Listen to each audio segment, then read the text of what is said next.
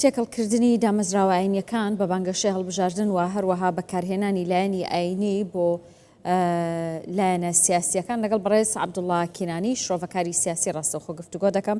بەڕێز عەبدوڵڵا زۆر سپاس بۆ ئامادەبوونت لە کوردستان 24 با بۆ دەست پێ بکەم.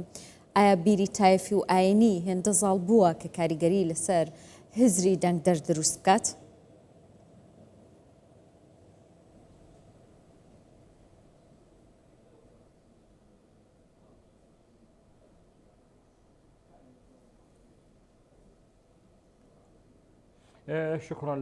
زۆر سپاس بۆ ئێوە سڵاو لە کەناڵی کوردستان 24 کارمەند و بینەرانی بەڕێزم نابێ ئاین تێکەڵی بانگەشەی هەڵبژاردن بکرێ. ئەمە سیاسەتە، سیاسەتیش دوورە لە ئاین.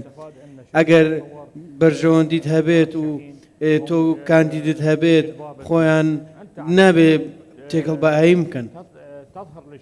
دێ سەر شەقام باسی پرۆگرامی نیشتیمانی دەکەی، باسی ئەو شتانە دەکەی کە گەل دەیەوێت قسە لەگەڵ بنکە جەماوەریەکەت دەکەی ئەو قسانێک کە ئەوان پێویستیانە نەگە ئەو شتانێک کە خۆت دەتەوێت.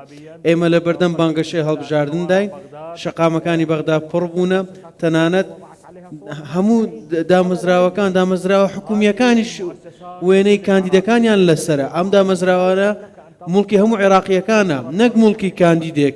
نابێ کاندیدێک وێنەی خۆی لەوێ هەڵبواسێت. خەڵک نابێ بەو شێوەیە قبول بکەن.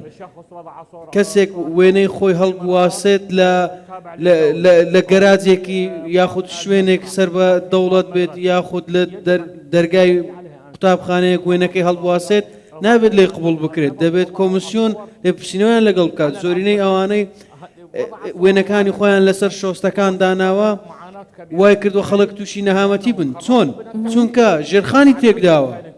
دوای تەواوبوونی هەڵبژاردن خەڵک دێن ئەو وێنانە هەڵدەگرن، دوای ئەوەی کە وێنەکان هەڵدەگرن بەشێک لە شۆستەکە زیانی پێدەگا چونکە بە شۆستەکە بەستراوە. ئەمە شتێکدانی ژێرخانە ژێرخانێکە کە بانقەز تێک دەدرێت. دەبێت بە ڕێزەوە ئەو وێنانە هەڵبواسرێن، دروشمەکان بڵاویان پێ بکرێ. نابێت بەم شێوێ من چۆن سوود لە تۆ وەردەگرم تۆ بەم شێوێ بانگەشە بکەی. باشە هۆکار چییە کە ئاماژەت بەوە کردستە لە عێراق لە ناو دامەزراوە گشتیەکان لە ناو دامەزراوە ئاینیەکان بانگەشەی هەڵبژاردن دەکرێت؟ ینی بۆچی ئەماکەن؟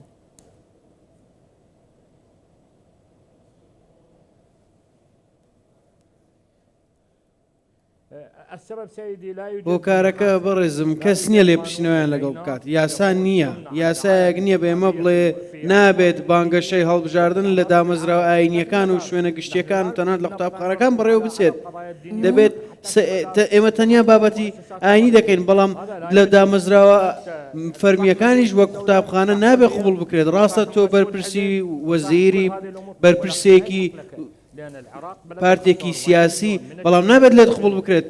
لە سیرکەن لە باکوور تا باشوور لە عێراق چی دەکرێت؟ سەیری ئەو وێنانە بکەن، ئەو پۆستەرانەی هەڵدەواسترێن، شەقامەکان پڕ بوونە. ئەو پارەیەتان لەکوێ بوو ئەو پۆستەرە گەورانە هەڵبواستن، ئەو پۆستەرە گەورانە دروست بکەن.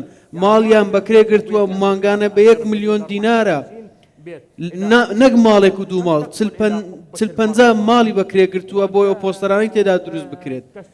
تۆش دەچیە پەرلەمان هاتووی بەو پارەیە.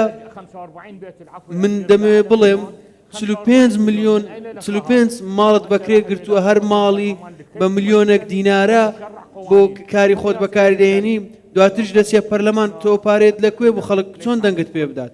من باس لە هەموو خەڵک ناکەم، هەموو کاندیدان ناکەم، من تەنیا باس لە چەند کەسێک دەکەم کە پەرلەمان وەکو کانگای زێڕێک دەبینن. پاسپۆرتی دیپلۆماسیان هەیە، ئۆتۆمبیل وەردەگرن، بەدڵی خۆیان هاتوچۆ دەکەن، هەمووی بە پارەی دەوڵەتە. ئەو پارەیە بۆچی گاڵتە بە هاوڵاتیان دەکەی؟ ڕازگۆ بە لەگە هاوڵاتیان. بۆچی دێی دەبیە وەرگێڕی شەیتان لەلایەکی دیکەش خۆت پارە لە خەڵکی عێراقی دەدزی؟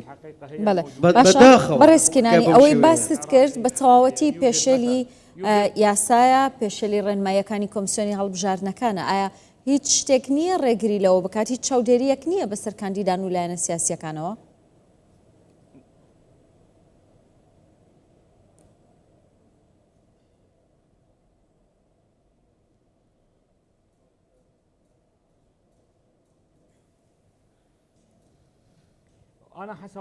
من وەک ئەوەی گوێبیستی بوومە زانیومە کە کۆمیسیۆن بەدواداچوون بەو بابەتە دەکات لەوانەیە چەند ڕێنماییەکی دەرکرد بێت بەڵام کۆمیسیۆن ناتوانێت ئەو کار بکات چونکە ژماری کاندیدان زیاتر لە 7,000 کەسن خۆیان بێن تەنیا پۆستەرەکانیان ملیۆنان وێنەیە شەقامەکانیان پڕ کردووە من کێشەکەم تەنیا و پۆستەرانە نییە دەبینم لە شەقامێکدا هەزاران وێنە هەیە ڕێگەیان لێمە گرتووە ئەو سەری شەقامەکە ببینین بە ڕێکخراوەی ئەو وێنانە هەڵنەواسراوە ناکرێت شۆستە و شەقام بەو شێوە پڕ بکرێن ئەمە موڵکی گشتیە بەڵام دەکرێت بەشێک لە لایەنەکان کە ئەوان هێزیان هەیە دەسەڵاتیان هەیە پارەیان هەیە ئەوان بە شێوەیەک مامەڵە دەکەن لەسەر ئەو بنچینەیە دەبێت بەر لەوەی بچێتە پەرلەمان خۆی کاندیدا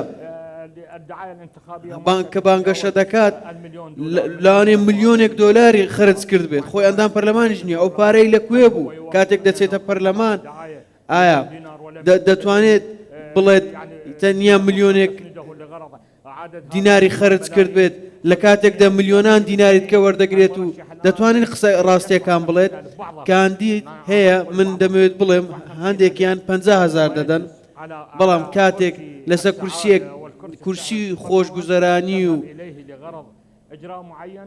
گەڕان دادەنیشێت بە ملیۆنان قازانج دەکات شەدێک لە دۆلار وەردەگرێت ئەوە جێگەی شەرمەزاریە واگەدارە پێمان خۆشە کەسانی بەتوانە سەرکردە توانای سەرکردایەتیانە بە عێراق بەرەو پێش ببن کارەکانیان باش و جوان بێت ئێمە نامانەوێت خەڵک بۆ خۆ دەوڵەمەندکردن بچێتە پەرلەمان ئێستاش لە خولەکانی ڕابردوو ئێستاش خولی شەشەمە هیچیان نەکردووە چیان هێناوەتە پێش چیان بۆ خەڵک کردووە هیچ پرۆژەیەکی نیشتیمانیان نەبوو عێراقی خست بێت ئایا دەسەڵاتێکی فیدرالیمان هەیە دەسەڵاتی مەرکەزیمان هەیە نازانین چیمان هەیە دەمانوێت دیار بێت دەسەڵاتەکە دەمانوێت سیستەمێکی پەرلەمانی هەبێت بتوانین تێدا قسە لەگەڵ هەمووان بکەین لەگەڵ هەمووان لێک تێبگەین دەمێت خاڵێکی گرنگ باس بکەم کاتێک هەرێمی کوردستان لەگەڵ حکوومەتی عێراق لێک تێگەیشتن لەبارەی بابەتی نەوت